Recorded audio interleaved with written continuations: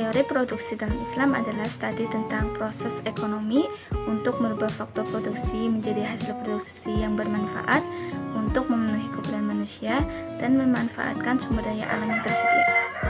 Produksi dalam Islam tidak dapat dipisahkan dari tujuan kemandirian umat dan harus berdasarkan dengan prinsip-prinsip Islam yang telah ditetapkan. Tujuan produksi dalam Islam adalah untuk menciptakan maslahah yang optimum bagi konsumen atau bagi manusia secara keseluruhan. Ada 4 faktor-faktor yang mempengaruhi produksi dalam Islam.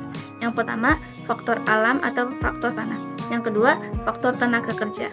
Yang ketiga, faktor modal. Dan yang keempat, faktor manajemen atau organisasi. Ada 2 pengertian tingkat produksi domestik bruto atau disebut dengan PDB. Yang pertama, PDB merupakan jumlah nilai tambah yang dihasilkan oleh seluruh unit usaha dalam suatu negara tertentu.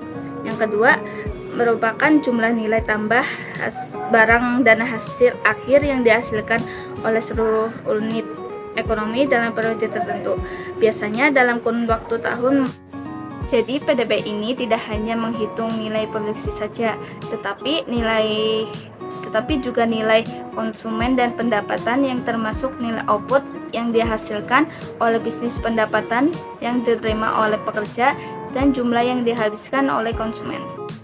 Ada 3 manfaat PDB dalam Islam. Yang pertama, meningkatkan kesejahteraan masyarakat dengan meningkatkan produksi barang dan jasa yang dibutuhkan oleh masyarakat.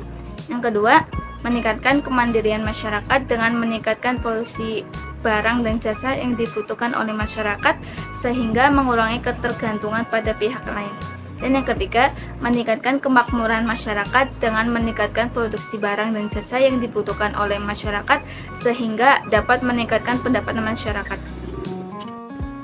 Ada 3 pendekatan PDB. Yang pertama, pendekatan pengeluaran, yang kedua, pendekatan pendapatan, dan yang ketiga, pendapatan produksi.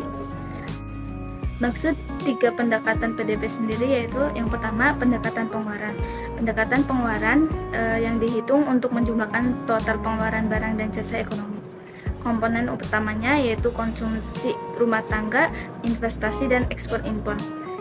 Yang kedua, pendekatan pendapatan yaitu yang dihitung untuk menjumlahkan semua pendapatan yang dihasilkan oleh produksi barang dan jasa. Komponen utamanya yaitu pendapatan karyawan, pengusaha, sewa, bunga, dan pajak. Dan yang ketiga, pendekatan produksi yaitu dihitung untuk menjumlahkan nilai tambah pada setiap tahap produksi ekonomi dengan menjumlahkan nilai semua barang dan jasa yang diproduksi di berbagai sektor utama, yaitu pertanian, industri, dan jasa. Pola produksi adalah distribusi dari produk tahunan ke dalam periode yang lebih kecil, misalnya mingguan atau satu waktu lainnya. Ada beberapa pola produksi yang diambil dalam Islam. Yang pertama, pola produksi horizontal, yaitu jumlah produksi yang dihasilkan selalu sama dalam setiap satuan waktu. Yang kedua, pola produksi bergelombang atau seasonal, yaitu jumlah produksi yang dihasilkan mengikuti pola penjualan. Yang ketiga, pola produksi moderat, yang merupakan pola produksi yang berada di tengah-tengah antara pola produksi konstan dan pola produksi bergelombang.